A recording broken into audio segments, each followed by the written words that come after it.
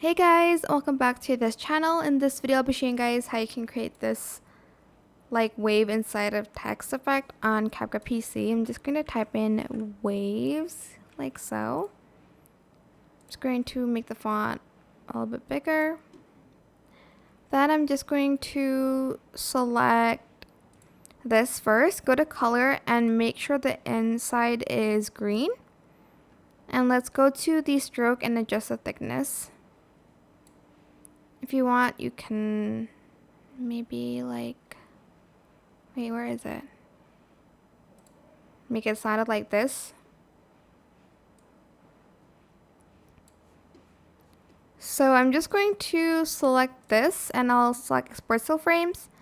Then I'll select export. Wait, why can I?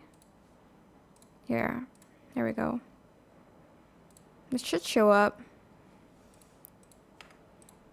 Here, you can adjust the duration as well. I'm just going to make it a little bit lengthier.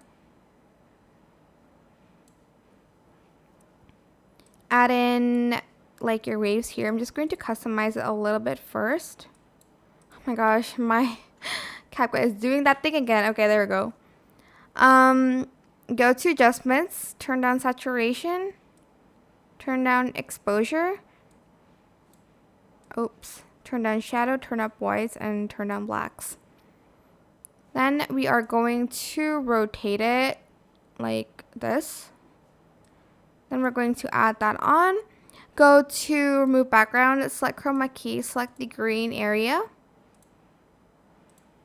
And you can adjust the intensity here. You can also clean up the edge here a little bit, but it's a pro feature, so if you don't have it, that's fine.